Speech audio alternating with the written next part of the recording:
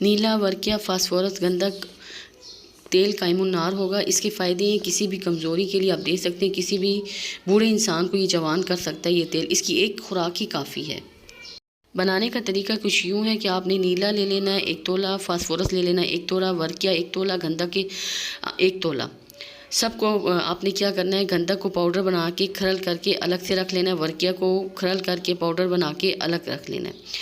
اب آپ نے نیلے کا پاؤڈر لے لینا ہے اور پھر فاسفورس کے چاول تراش کے کاٹ کے ایک سائڈ پہ کر دینے۔ ان سب چاول کو کپڑے سے صاف کر دیں، نیلے میں رکھ کر جلدی جلدی کھرل کریں یہ چاول جو تراشے ہوئے ہیں۔ جب ایک چاول فاسفورس کا جذب ہو جائے تو پھر دوسرا چاول کھرل کریں۔ جیسے ہی چاول کھرل کریں گے تو فاسفورس کا چاول تراشا ہوا آپ نیلے پہ رکھیں گے تو جو کھرل کا ڈنڈا ہے جلدی جلدی مل دیں تو وہ خود ہی جذب ہو جائے گا۔ اسی طرح 1 تولہ نیلا اور 1 تولہ فاسفورس کھرل کر لیں اور ایک لیکوڈ کی فارم میں آ جائے گا وہ، اور جو یہ لیکوڈ ہوگا یہ آپ کو مبلیل جیسے ہوتی ہے ویسے اس کی فارم بن جائے گی۔ اب اس فارم میں ان کو 12 گھنٹے ریسٹ دیں۔ 12 گھنٹے کے بعد اس میں گندک کھرل کر لیں، پھر اس میں ورقیہ کھرل کر لیں جو آلریڈی آپ نے پاؤڈر بنا کے رکھا ہوا ہے، کھرل کر کے مکس کرتے رہیں۔ پھر کالی شیشی لے لیں سیرپ والی یا کوئی اچھی شیشی لے لیں، یہ سارا مواد ڈال کر اوپر سے شیشی کو ایئر ٹائٹ کر لیں۔ ایئر ٹائٹ کر کے پھر سمپٹ کریں، بند گل حکمت کریں اچھی طرح۔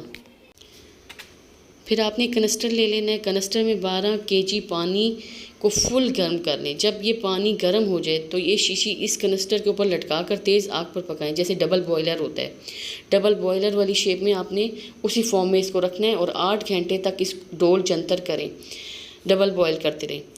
جیسے یہ پانی کم ہوتا رہے گا ابل کے تو شیشی کو آپ خود بخود مینس کہ آپ نیچے کرتے جائیں کہ تاکہ پانی کی ہیٹ سے وہ اپنا کام کرتی رہے۔ پانی کم ہوتا رہے گا اور آپ کو شیشی کو نیچے کرنا رہے گا کہ ڈبل بوائلر اچھی طرح ہو جائے۔ 8 گھنٹے تک آپ نے یہ عمل جاری رکھنا ہے، اس کو اچھی طرح ڈول جنتر کرنا ہے۔ پھر 8 گھنٹے کے بعد چولہا بند کر دیں، شیشی کو ٹھنڈا کرنے دیں۔